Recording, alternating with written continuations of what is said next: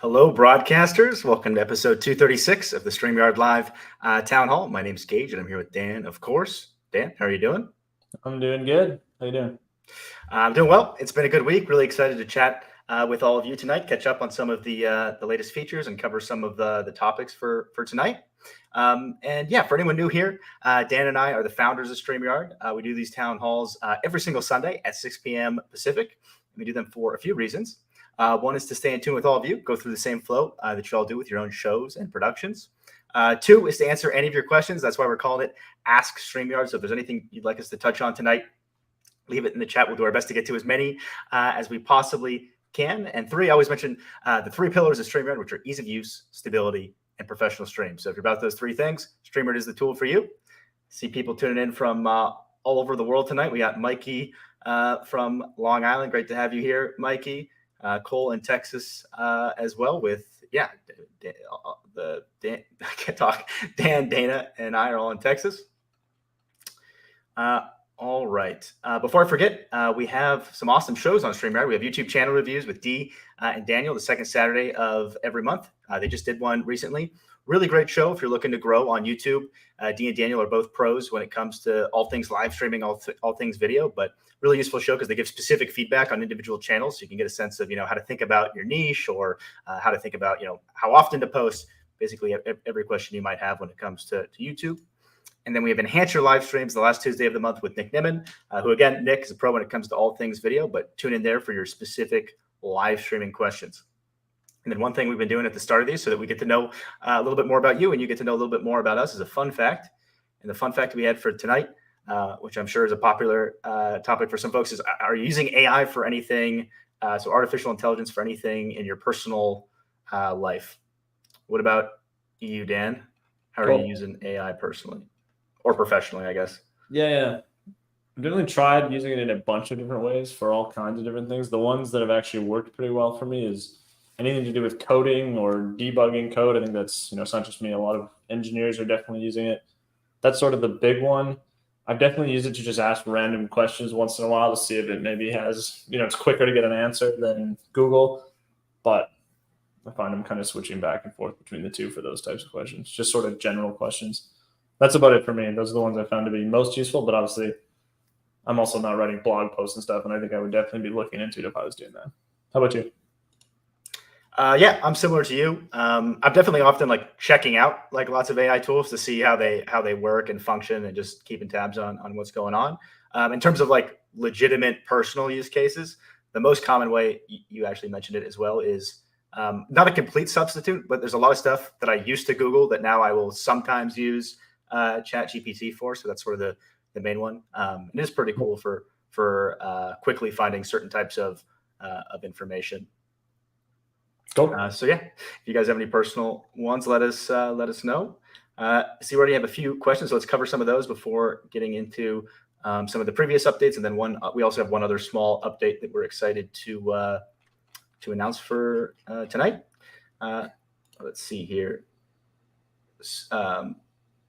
Paranormal Gateway Talk says, I got the feature from last week, noise removal, but not the AI filter. Are they rolling out separately? Yeah, that's also the same as the first topic we had for tonight. So yeah, in case you missed it last week, we announced that we added a few AI features, two AI features, one of those being noise removal and the other one being the touch-up filter.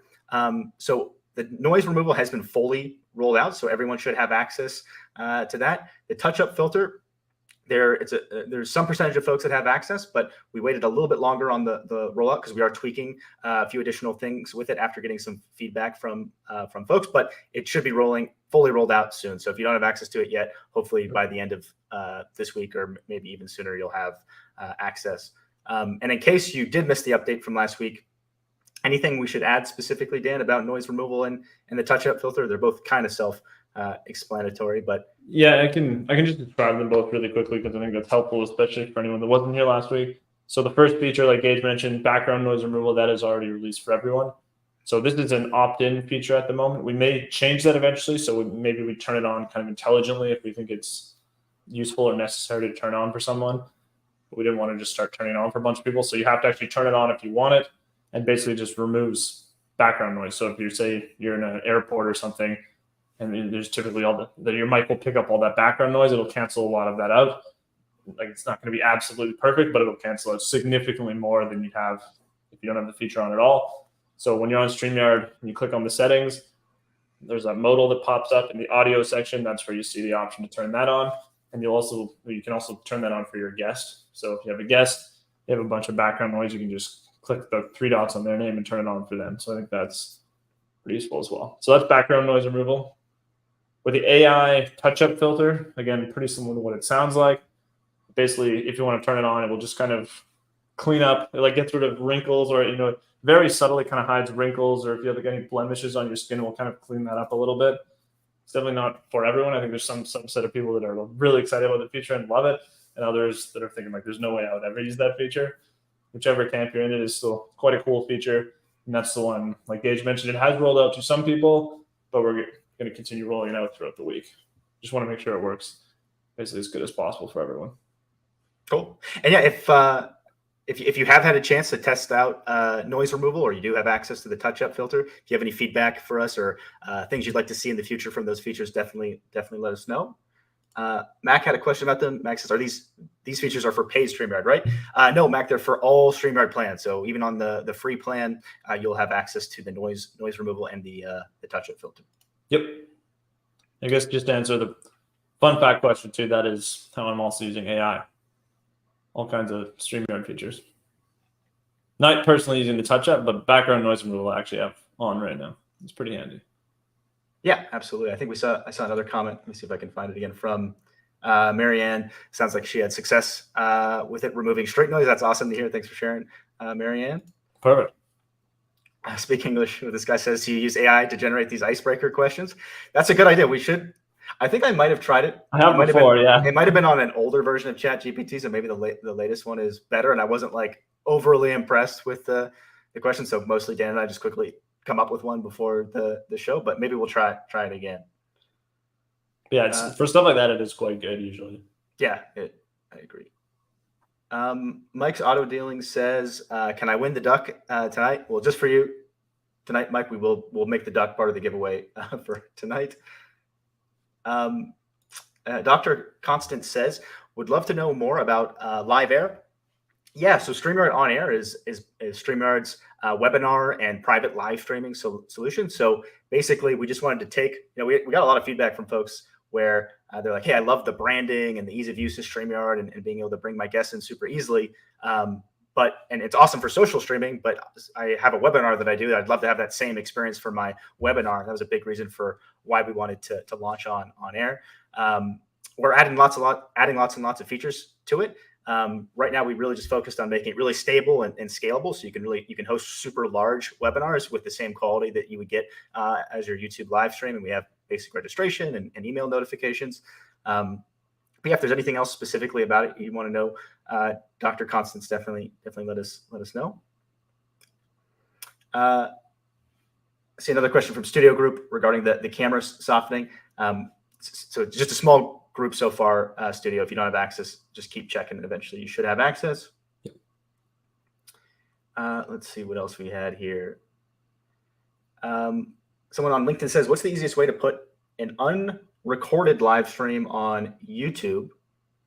I'm guessing you mean maybe a pre-recorded or a already recorded live stream. But if not, definitely let us know.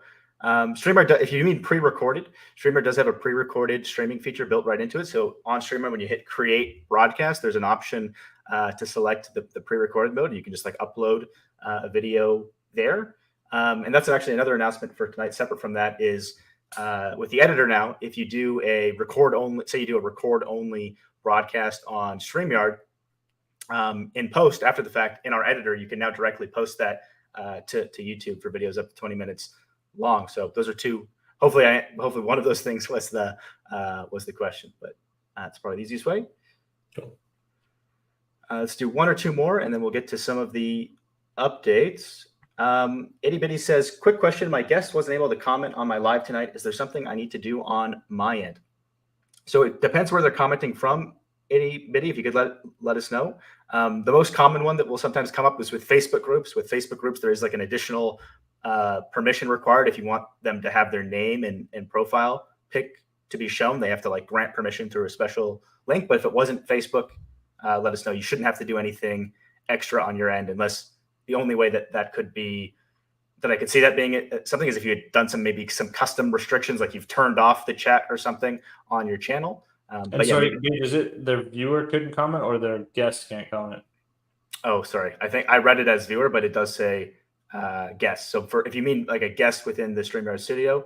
So there's a few reasons why that could be. So first of all, assuming you're talking about the guest commenting feature that we've mentioned the last few weeks, where your guests in the studio can actually comment to YouTube. So first thing, you have to be streaming to YouTube. Second one, it can't be a private stream, but I assume you're not doing that. So it has to be unlisted or public. The biggest one right now is if you have the guest destinations feature on, that we don't show the option to be also comment on the stream. It's just because they can also connect their own YouTube channel. We are going to change that pretty soon. So that could be it. So if you go into your settings, into the guest settings, where you can see if you have the guest destination setting on. If you turn that off, they should be able to comment. That's probably the most likely cause. Awesome. All right, maybe let's do one more and we'll get to the announcement here. Another one from Dr. Constance says, could you possibly increase more channels for the first paid tier? So I would be curious, Dr. Constance, like how many channels you would like to go. I assume you mean for multi-streaming. There isn't actually a limit on the number of channels you can connect. So, say you do a show to, so you have separate shows on separate platforms, you can connect as many as you like. But if you do mean multi-streaming, there is a limit to 3. Would be curious what the ideal number would be for you. I'll just do one more and then we'll get to the update. One from Cole says, how can I get a StreamYard discount link for my channel? Yeah, that's a good question, Cole. So one cool thing we have on StreamYard, and we actually made some additions to it recently, is the referral program. So if you have a StreamYard account, you automatically have a referral link that you can use if you like. And the way you access that is if you just go to StreamYard.com in the top right. Do you recall what the section's called, Dan? There's 2 sections, yeah. Either in the top right, there's a referrals tab, or in the bottom left, there's also a referrals tab. Awesome. So yeah, you'll have your own custom link there, Cole, that you can use and add it to your channel if you like. And we really appreciate the referrals if you do choose to use it. Yep. All right. And with that, let's get to some of the topics we have for tonight. One quite small update, but I think probably a welcome change for quite a few folks, is how we handle links in the private chat. So previously, if you were to type in, StreamYard.com or whatever the link is, it wouldn't automatically be clickable unless you chose to include the HTTP or HTTPS with the colon / or whatever beforehand. But now it will automatically recognize links and make them clickable for you. So very small feature, but hopefully it is a quality of life improvement for some of you. Yep. And actually, just on a related question, I'm curious, and I think you might even have a banner for this, but if not, no worries. I'm just curious if there's any feature requests for the private chat. So when you guys are in the studio, you have your guests in the studio with you. Is there anything any features you wish we could add to the private chat for communicating between you and your guests? Yes, absolutely. And the another one we had, we already talked about it, but yeah, in case you missed it, just to reiterate, we did add some new AI features last week, which was the background removal and the touch-up filter. So if you had a chance to use those, definitely let us know your feedback. And like we mentioned before, touch-up is still rolling out, but everyone should have access to the background noise. Let's see here. Robert says, is there an additional charge for on-air? So there's not an additional charge, Robert, but not every plan has access to on-air. So the first plan where you get access to on-air is on the professional plan of StreamYard, and that will give you access to up to 250 viewers for the there's no limit on the social platforms, right? So if you have 10,000 people watching on YouTube, there's never going to be any restriction for how many people are watching on YouTube. But specifically for the webinar functionality, you can have up to 250 folks watching. And then the higher tier plans scale with more viewers. So the next tier plan allows you to have up to 500 or is it 1,000? Or sorry, 1,000. And all the details are on the pricing page. We did want to make it super competitive, like compared to most webinar products. I do think it's quite competitively priced. But yeah, it's not an add-on. It's just baked into the higher tier plans. Yep. Chris says, love the new filter. One tiny request. Any way to dial it down a bit? I look like a runway model, but I do love it. Well, thanks for the feedback, Chris. Yeah, that is part of the reason why we only roll it out to a certain group of folks. We are tweaking with some of those settings and getting feedback. I don't know if we're going to end up having a dial for it. We might in the future. In the first version, I think it's just going to be set, but we are still sort of tweaking what the optimal preset is, right, Dan? Yeah. Yeah, I think there's some people that would like it a little more intense and some a little less intense. So yeah, trying to judge if we need a secondary setting or not. All right. Let's see what else we had here. Gotti says, using the green screen feature, I thought I heard you can use video in the background now, but I don't see that option coming soon. Thanks, guys. Hey, Gotti, thanks for the question. So we don't have video backgrounds just yet. We do have the option to upload GIFs, so you can achieve a similar effect with it. Or sorry, is that only in? I don't think we support those for green screen backgrounds right now. Oh, sorry, I meant backgrounds in general. So for green screen backgrounds, it's just the static image. It's definitely possible that we'll add something like that in the future. Got it. I think long term we would like to support that. I don't have a date or anything, but is something we'd like to support. Yep. My Blue says haven't tried StreamYard yet. Still scared. That's well, I encourage you, By Blue, to give it a shot. One thing that is cool is that I would recommend you try if you do actually, or if your goal is to start live streaming, is to maybe just test with like an unlisted YouTube broadcast or maybe a record only broadcast to sort of maybe get a feeling with it, or maybe even post some recorded videos on YouTube. But good luck. Yep. Yeah, having a guest can also help quite a lot. Yeah, absolutely. All right. Mikey says, sometimes I forget to unmute. Is that something that can be detected? I accidentally recorded a 9-minute live stream muted. Well, I'm sorry that happened, Mikey. I do think we have something. We do have a message that we do detect if you're talking muted, and there will be a message that pops up that says like, hey, you're muted. It's small, so it's possible that you missed it. Yeah, we put it right top center on the screen. So like right below the header inside the studio, a message will pop down that just says, hey, your mic is muted.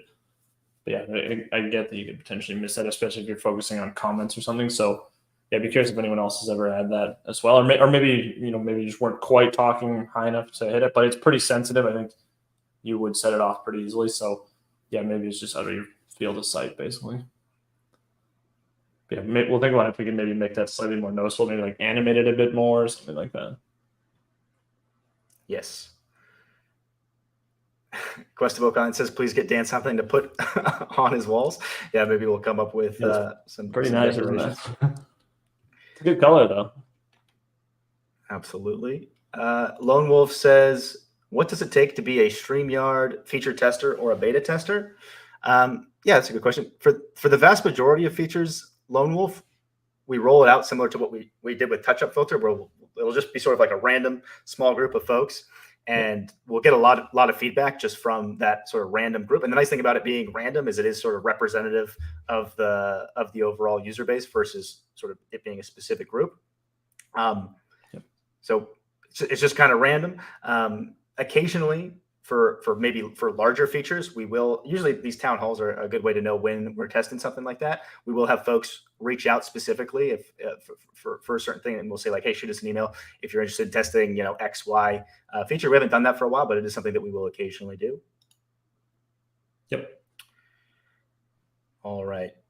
Still Knicks fan says, is there a way to incorporate receiving phone calls into StreamYard? Yeah, that one comes up quite a bit still, Knicks. So there's a few ways to do it. The easiest way, I would say, is if you are using an audio interface like a Rodecaster or something. A lot of those things have the ability to plug in a cell phone, which is pretty cool because someone can just call that number and it will go directly from your audio interface into StreamYard. If you don't want to use a hardware type solution, I have heard of folks using things like Google Voice in combination with there's different programs for different operating systems. The one on Mac that's common is Loopback. On Windows, I believe it's the name's escaping me now. I was forget. But we do have it in our documentation still, Nick. So if you just go to StreamYard.com/contact and type in, phone call StreamYard, it should pop up in the articles. Dr. Constant says, can you allow on air with the basic plan? So it's not on the basic plan now, Dr. Constance. It's definitely something we've talked about, potentially having maybe a tier that has a smaller number of viewers on the basic plan. So it's something we're open to. Sorry. Voice NLTMW. Thanks there for the voice meter is the name of it. Appreciate that. And thanks, Beauty Bubble. Glad that you've been enjoying on air. Same with Anna. Super nice of you to say that, Anna. Glad that it's been a good solution for you. Cool. All right. Let's get to. We did have a couple other topics we wanted to ask about. So let me do a couple of those before getting back to the questions. We did briefly talk about it, but a few weeks ago we did make a bunch of editor updates. So like I mentioned before, now in StreamYard, after you do a live stream or a recording, within the StreamYard editor, you can actually edit up to a 20-minute long video and post that directly to YouTube. So pretty cool if you are just using StreamYard as a recording solution and you want an easy way to get that content onto YouTube. The other smaller one was the ability to quickly undo and redo. Now within the StreamYard editor, there's just a button for that, which is nice. And then the final change there was segmenting for shorts and reels. So we do have a direct integration with shorts, reels, and TikTok. And previously you were sort of set with a particular length that you had to choose within the video. And now you can actually use StreamYard sort of trimming, not trimming, you're splitting features to pick the exact parts that you'd like to see.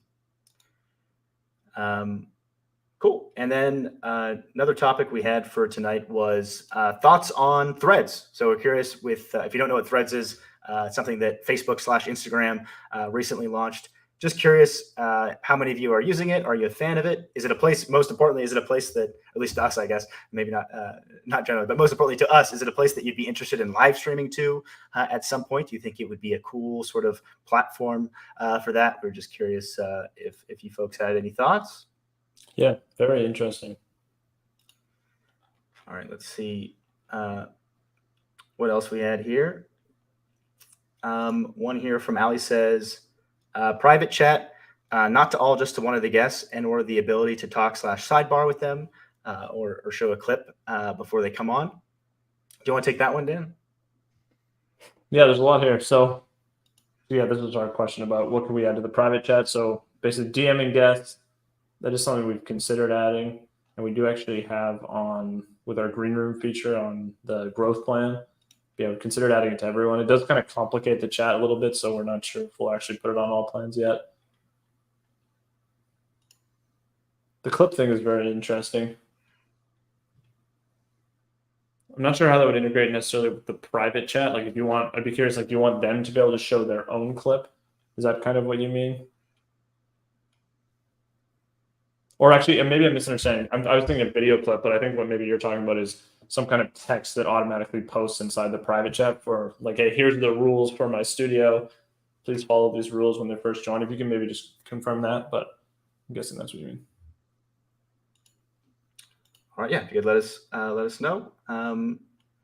Michelle from LinkedIn says, I've been having some issues with my internet dropping slightly and then causing some issues with audio and video sync.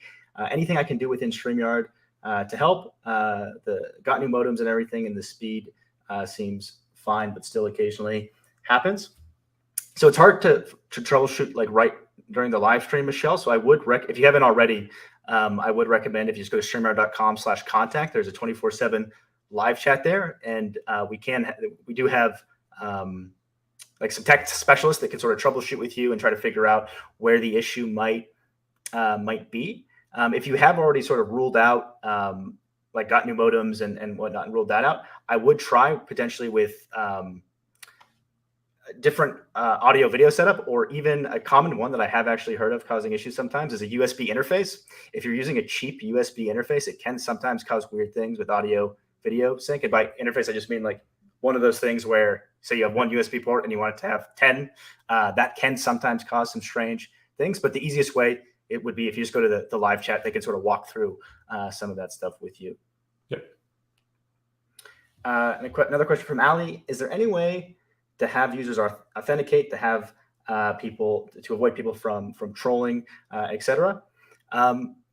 Yes, so the closest thing we have for that, Ali, is we do have the ability within the settings section to, I don't remember exactly where do you recall where it is exactly? If you go into your settings in the guest tab, there's a setting called guests must authenticate.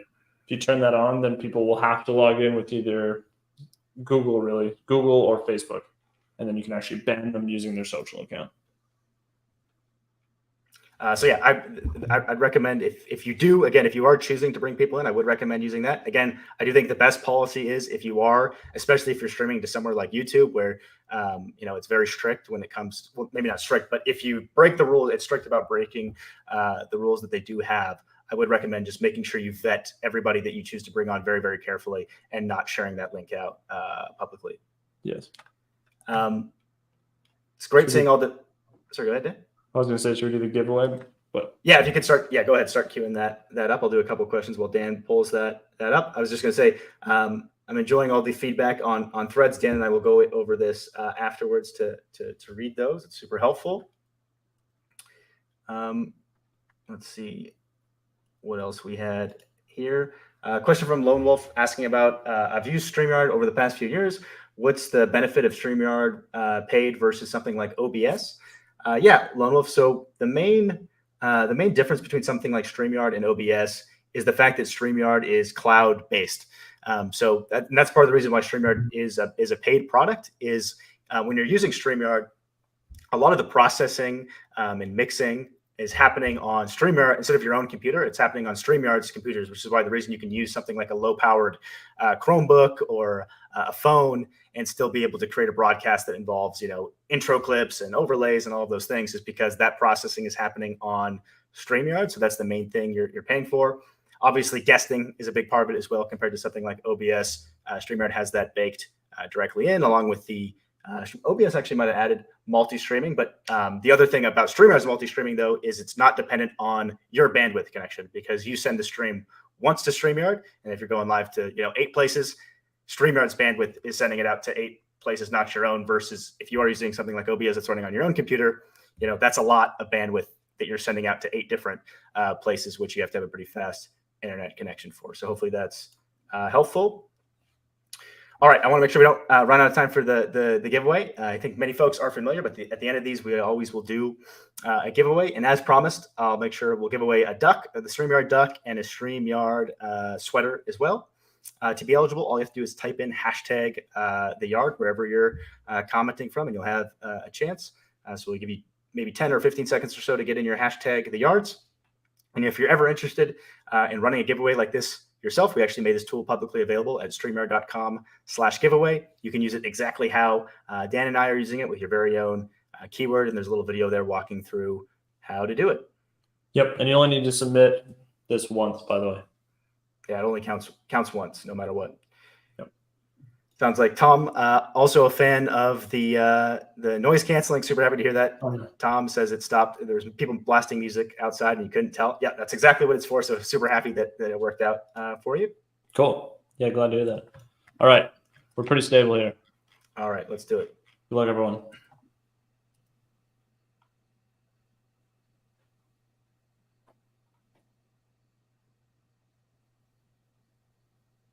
Mud Nuts, congrats. You've been here a long time. Thanks so much for hanging out with us. If you can send an email to contact@StreamYard.com, we'll get you set up with your StreamYard sweater and your StreamYard duck. Cool. Congrats. Yes, absolutely. All right. And with that, this was episode 236 of the StreamYard Live Town Hall. Thank you all so much for hanging out with us and giving us your great feedback on the new features. It's always a pleasure being here with you. We will see you next week at the same time, Sunday at 6 p.m. Pacific. Perfect. See you next week, everyone.